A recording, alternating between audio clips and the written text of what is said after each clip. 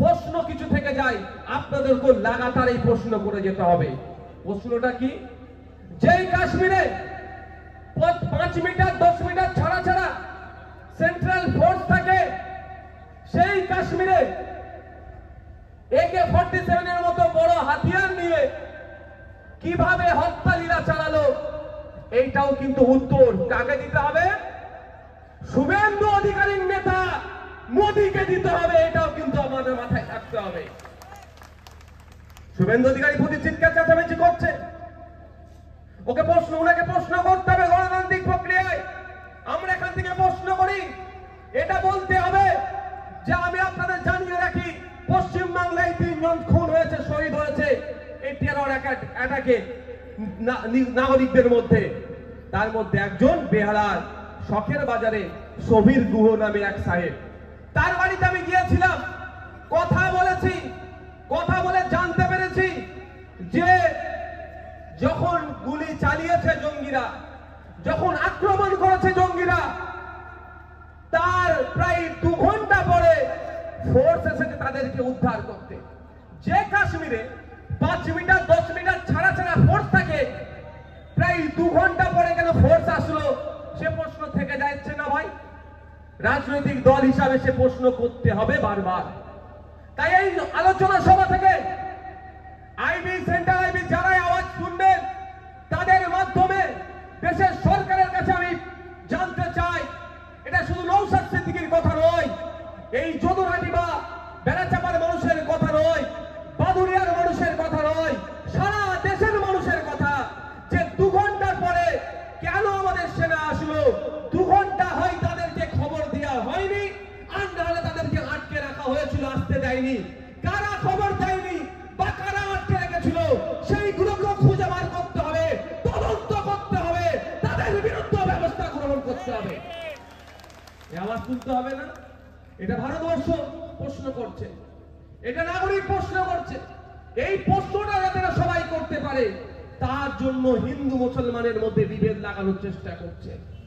এই প্রশ্নটা না করতে পারে, তার জন্য কি বলছে? ধর্ম জেনে জেনে খুন করেছে। আমরা দেখেছি যাদেরকে খুন করেছে, হত্যা করেছে, তার মধ্যে কাশ্মীরি নাগরিকও ছিল, তার ধর্মীয় পরিচয় আলাদা ছিল। আমি ধরে নিলাম ধর্ম জেনে খুন করেছে। আচ্ছা আপনারা বলুন, ভারতবর্ষের ইতিহাসে বলতে পারবেন এই ধরনের কোন ইতিপূর্বে ছিল টেরর অ্যাটাক যেখানে হিন্দু বা মুসলমান তুমি জেনে জঙ্গিরা মেরেছে? কিন্তু ঘটনা অনেক আছে, আদিবাসী হওয়ার জন্য পিটিয়ে মেরে দিয়েছে। ঘটনা অনেক আছে, উড়িষ্যায় কদিন আগে ওই বড় বড়গুলোরা জামিন পেয়েছে, খ্রিস্টান পরিবারকে খুন করেছে। ঘটনা অনেক আছে, মুসলিম হওয়ার অপরাধে পিটিয়ে মেরেছে। ঘটনা অনেক আছে, গোবংশ ভক্ষণের কারণে পিটিয়ে মেরেছে। কিন্তু 75 বছরের ভারতবর্ষের ইতিহাস দেখলে দেখা যাবে যে হিন্দু হওয়ার জন্য তার ধর্ম জিজ্ঞাসা করে মেরেছে এই প্রথম। তাই তো? একটা ভয়ঙ্কর সিম্পটম আমাদের জন্য। যাকে হিন্দু হৃদয় সম্রাট বলে শুভেন্দু অধিকারীরা বীর বলে তাকে সবসময় মাথার উপরে তুলে রাখতে চায়, তারা বলে ভারতবর্ষের হিন্দুরা তাহলে সুরক্ষিত নয়। কি ভাই, হিন্দুকে বাঁচাতে এসেছো তো? শুভেন্দু বাবু এখন যে দলে আছে, বর্তমান যে দলে আছে, কেন বুঝতে পারছেন তো? শুভেন্দু বাবু বর্তমান যে দলে আছে, সেই দল বলছে হিন্দুকে বাঁচাতে এসেছি। ভালো কথা, আমি না বাঁচলে আমার দাদা বাঁচুক, আমরা চাই কেউ আমার প্রতিবেশী বাঁচুক, কিন্তু বাঁচাতে পারছে কি? বরঞ্চ এ নিজেকে হিন্দু হৃদয় সম্রাট বলে প্রতিষ্ঠা যিনি করতে চাইছেন বা যা দল করতে চাইছে, তারা বলে বেঁচে বেঁচে হিন্দুকে খুন করলো। এরা জবাব তো দেওয়া দূরের কথা, মাইকলে শুধু হই হই করছে। বরঞ্চ আপনার বাড়ির ছেলে, আমার বাড়ির ছেলে, বাংলার ছেলে ঝন্টু আলী মল্লিক এই কেন আমার দেশের নাগরিককে, কেন আমার দেশের হিন্দু ভাইকে পাকিস্তান থেকে নাকি জঙ্গি এসে খুন করবে, এর বদলা নেওয়ার জন্য চুপ করে বসেছিল না। আমার হিন্দু ভাইকে কেন খুন করেছে জবাব দেওয়ার জন্য মাঠে নেমে জঙ্গিদের বিরুদ্ধে লড়াই করে জীবনটা দিয়ে দিল। যেটা শুভেন্দু অধিকারী এখানে চিৎকার করছে, বর্ডারের দিকে ভয় যেতে চাইছে না। কিন্তু ঝন্টু আলী মল্লিক ভেবেছে একবারও? ঝন্টু আলী মল্লিক কি বলেছে, কেন লড়াই করেছে? যে ও এসে আমার দেশের নাগরিককে খুন করলো, আমি চুপ করে বসে থাকবো? জবাব দিতে গিয়েছিল। কিন্তু সে শহীদ হয়েছে দেশের জন্য। কিন্তু কোনো বিজেপির নেতার কাজ করেনি, মাথায় রাখবেন। করেছে কে? দেশের আর্মি করেছে। কে লড়াই করেছে? কে কদিন আগে দেখলেন না 22-24 বছরের আমাদের আর্মি, নামটা কি, নায়ক মুরারি মনে হচ্ছে সবসময়, মুরারি নায়ক, এই নামটা আমি দুঃখিত, টাইটেলটা মনে আছে, নায়ক, 26 বছর বয়স, আমাদের থেকে ছোট।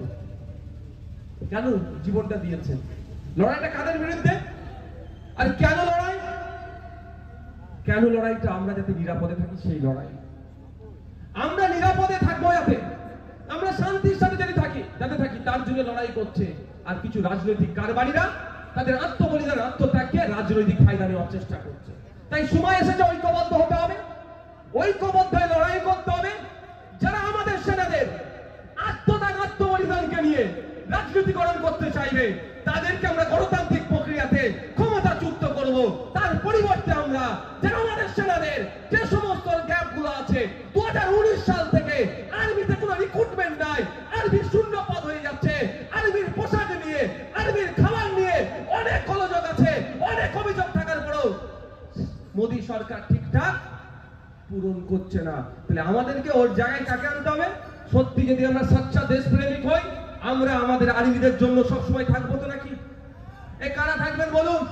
থাকতে হবে যে আর্মি, যে বিএসএফ, যে জওয়ানদের জন্য আমরা শান্তিতে ঘুমাচ্ছি।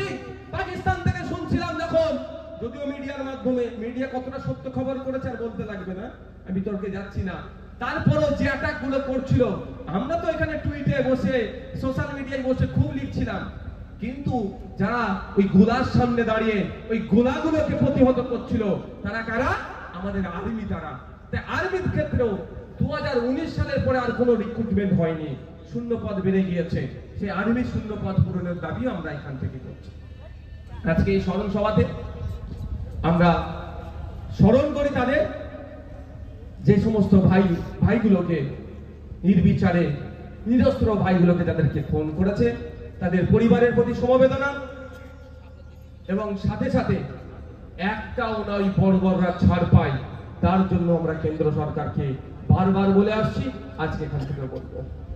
আজকে বন্ধুগণ, আপনারা জানেন আরো দুটো বিষয় আছে, তার মধ্যে একটা অন্যতম বিষয় হচ্ছে 26,000 চাকরি বাতিল। আপনারা